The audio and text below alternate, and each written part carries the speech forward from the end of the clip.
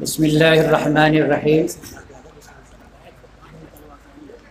صدر بزم، معزز علماء کرام، آج کے اس مبارک مجلس میں میرے مقالے کا موضوع ہے محدث کبیر حضرت مولانا حبیب الرحمن صاحب اعظمی بحیثیت محدث و محقق۔ محدث کبیر ابو المعاصر حضرت مولانا حبیب الرحمن صاحب اعظمی علم و فن، شعر و سخن، صنعت و حرفت اور دینی و عصری درسگاہوں کے لیے مشہور سرزمین مئو میں پیدا ہوئے۔ یہ شہر کبھی ضلع اعظم گڑھ کا ایک اہم ترین حصہ ہوا کرتا تھا اور اب بذات خود ضلع بن چکا اور علمی، فکری، سیاسی، سماجی اور ملی سرگرمیوں کے حوالے سے اپنی ایک الگ شناخت رکھتا ہے۔ یہیں آپ نے شعور کی منزلیں طے کی اور ابتدائی تعلیم حاصل کرنے کے بعد دارالعلوم مئو، مظہرالعلوم بنارس اور دارالعلوم دیوبند جیسی مشہور و معروف علمی و دینی درسگاہوں کے یگانہ زمانہ اور ماہر فن اساتذہ کرام کے سامنے زانوِ تلمس طے کیا اور علامہ انور شاہ کشمیری، علامہ شبیر احمد عثمانی اور مولانا عبدالغفار مئوی وغیرہ جیسی نابغہ روزگار شخصیات کے دامن علم و تربیت سے وابستہ ہو کر پورے شوق و نشاط اور ولولہ و حوصلہ کے ساتھ اپنی علمی تشنگی بجھائی اور فطری ذہانت و فطانت سے کتاب و سنت اور دیگر علوم و فنون میں کامل دستگاہ حاصل کی۔ آپ کی علمی استعداد ایام طالب علمی میں اس درجہ پختہ اور مضبوط ہو گئی کہ بالغ نظر اساتذہ کرام کی دور رس نگاہوں نے بھانپ لیا کہ اگر اللہ نے چاہا تو یہ جوہر قابل مستقبل کا در شہوار ثابت ہوگا اور علم و فن کے میدان میں گراں قدر کارنامے انجام دے گا۔ اکابر کا یہ اندازہ 100% صحیح ثابت ہوا اور دنیا نے دیکھا کہ علمی حلقوں میں آپ کی عبقریت کا کھلے دل سے اعتراف کیا گیا، آپ کی تحقیقات و تعلیقات سے بھرپور استفادہ کیا گیا اور ارباب علم و فضل کے قلوب میں آپ کی جلالت علمی کا رعب و دبدبہ اس درجہ قائم ہو گیا کہ بڑی بڑی صلاحیتیں آپ کے سامنے آ کر سم جایا کرتی اور کسی بھی علمی مسئلے میں لب کشائی کی ہمت نہ کر پاتی۔ آپ کی شخصیت کا یہ نمایاں پہلو ہے جو دوسری جگہ اکثر معدوم نظر آتا ہے۔ کسی عربی شاعر نے اسی طرح کی ہمہ جہت شخصیت کے بارے میں کہا ہے اور خوب کہا ہے، حلف الزمان لیاتین بمثلہ حنست یمینک یا زمان فکفری۔ آپ نے تعلیم و تعلم کے خوشگوار مراحل سے گزرنے کے بعد تدریس کے میدان میں قدم رکھا اور دیکھتے دیکھتے کامیاب مدرس کی حیثیت سے شہرت کے بام عروج پر پہنچ گئے اور مدارس کی دنیا میں بطور خاص آپ کے فیضان علم و معرفت کا چرچا عام ہو گیا، جس کے اثر تشنگان علوم دینیہ آپ کی خدمت میں کشاں کشاں آنے لگے اور حسب صلاحیت و استعداد اکتساب فیض کرنے اور اپنی علمی پیاس بجھانے میں ہمتاً مصروف ہو گئے، جس کا اچھا ثمرہ اور بہتر نتیجہ یہ سامنے آیا کہ نہایت قلیل مدت میں مولانا منظور احمد نعمانی، مولانا محمد حسین بہاری، مولانا عبدالستار معروفی، مولانا ضیاء الحسن اعظمی، مولانا عبدالجبار مئوی، مولانا سعید الرحمن اعظمی اور مفتی ظفیر الدین مفتاحی جیسے اکابر علماء، نامور ادباء، ممتاز محدثین اور بافیض اصحاب درس افتاء پیدا ہوئے اور اپنے اپنے میدان میں نمایاں علمی و دینی خدمات انجام دے کر ملک ملت کا نام روشن کیا۔ آپ کی تحقیقات، آپ بحیثیت کے محقق کے اور اسماء رجال کے بہت بڑے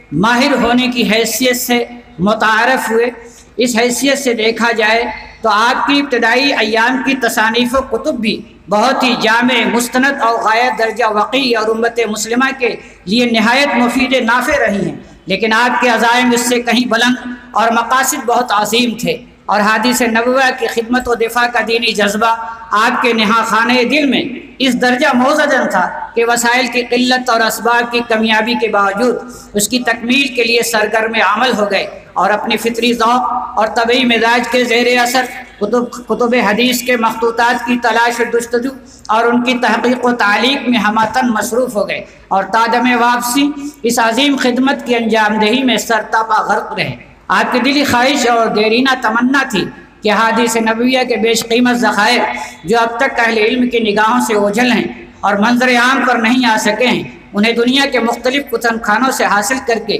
تحقیق و تعلیق کے جدید اسلوب پر زیور طبع سے آراستہ کیا جائے اور علمی دنیا کو اس سے روشناس کرایا جائے، تاکہ اس کے ذریعے جہاں ایک طرف ہمارا علمی سرمایہ دستبرد زمانہ سے محفوظ ہو کر لائق استفادہ ہو سکے، وہیں دوسری جانب منکرین حدیث کا مسکت جواب بھی دیا جا سکے، جو منصوبہ بند طریقے پر یہ افواہ پھیلانے میں پوری قوت صرف کیے ہوئے ہیں کہ سیاہ ستہ کے مصنفین نے از خود حدیثیں وضع کر کے اپنی کتابوں میں شامل کر دیا ہے۔ یہی وجہ ہے کہ جب آپ کو حدیث کا کوئی نادر و نایاب مخطوطہ دستیاب ہوتا تو خوشی کی کوئی انتہا نہ رہتی اور فرط مسرت سے جھوم جاتے اور اس کی تحقیق و تعلیق میں بے حد محنت و دیدہ ریزی کے ساتھ سرگرم عمل ہو جاتے۔ اسی جذبہ دینی اور مزاجی کیفیت کی کار فرمائی تھی کہ آپ نے وسائل کی قلت اور سہولیات کے فقدان کی پرواہ کیے بغیر پوری خاموشی اور کامل یکسوئی کے ساتھ تنہا اتنا عظیم و گراں قدر کارنامہ انجام دیا کہ کوئی بڑی سے بڑی اکیڈمی بھی ہزار تعاون اور مطلوبہ سہولیات کی فراہمی کے باوجود بھی اس جامعیت و استحکام کے ساتھ شاہدی کر پاتی۔ علامہ اعظمی نے خود ہی مسند حمیدی کے مقدمہ میں مخطوطات کے تعلق سے اپنے شغف و دلچسپی اور ان کی تحقیق و تعلیق کی ضرورت و اہمیت کے تئیں اپنے دلی جذبات و احساس کی ترجمانی کی لکھتے ہیں، وَكُنْتُ أَوَدُّ مُنْذُ عَوَامٍ أَنْ لَوْ وَفَّقَ اللَّهُ أَحَدًا مِنْ أَهْلِ الْعِلْمِ أَنْ يُفَتِّشَ عَمَّا بَقِيَ من هذه المسانيد في خزائن الكتب فإن ظفر بشيء منها قام بتصحيحه ونشره لكان قدمة لا تنسى ومنة في رقاب أهل العلم، وكان أيضا دفاعا مجيدا عما رمى به أعداء الحديث مصنف الصحاح من أنهم وضعوا الأحاديث التي أودعوها كتبهم. كنت أود هذا وكانت هذه الأمنية دائما نصب عيني حتى عثرت على نسخة من مسند الحميدي في مكتب دار العلوم بديوبند الهند فطرت فرحا وشكرت الله. آپ حضرات جانتے ہیں کہ تحقیق اور تفتیش کا کوئی بات بہت ہی اہم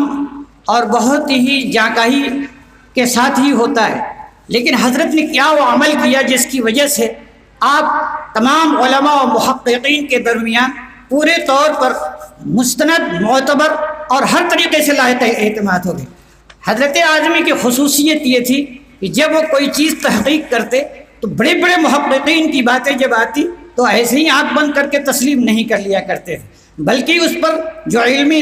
دقائق اور جو مسائل اس کے تعلق سے جو مستند باتیں ہوتی تھی اسے بھی پیش کیا کرتے۔ مثلا ایک مثال کے طور پر میں پیش کرتا ہوں کہ حضرت امام بخاری رحمۃ اللہ علیہ کسی بھی راوی کے بارے میں فیہ نظر کہتے ہیں، فلان سکت عنہ کہتے ہیں۔ اس سلسلے میں حافظ عراقی ہیں، علامہ ذہبی ہیں اور بہت سارے علماء ہیں، وہ یہ کہتے ہیں کہ یہ ان لوگوں کے بارے میں ہیں جن کی علماء حدیث نے حدیث ترک کر دی، لیکن علامہ اعظمی نے اس کو تسلیم نہیں کیا اور علی الاطلاق تسلیم نہیں کہا، اور بلکہ اس کے اوپر اظہار تعجب بھی کیا۔ ایسا کیسے کہتے ہیں جبکہ اس کے علاوہ بھی اس کے خلاف باتیں ملتی ہیں؟ فرمایا لا ينقضي عجبي حين اقرا كلام العراقي والذهبي هذا ثم ارى ائمه هذا الشان لا يعبؤون بهذا فيوثقون من قال فيه البخاري فيه نظر ويدخلونه في الصحيح،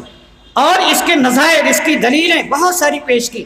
اسی طریقے سے جہاں بھی انہوں نے کلام اٹھایا ہے، میرے اس مقالے کا خاص موضوع تو یہی ہے کہ ہم پیش کر سکیں کہ حضرت اعظمی کی وہ خصوصیت کیا تھی جس کی بنیاد پر ایک محقق کہا جاتا ہے، انہیں محدث کہا جاتا ہے۔ کہنا تو آسان ہے، آپ ان کی کتابیں دیکھیے، ان کے تحقیقات کا مطالعہ کیجیے، پھر اسے آپ کو اندازہ ہوتا ہے کہ حضرت کی نگاہ کتنی وسیع، کتنی بلند تھی، جہاں تک اوروں کی رسائی نہیں ہوا کرتی تھی۔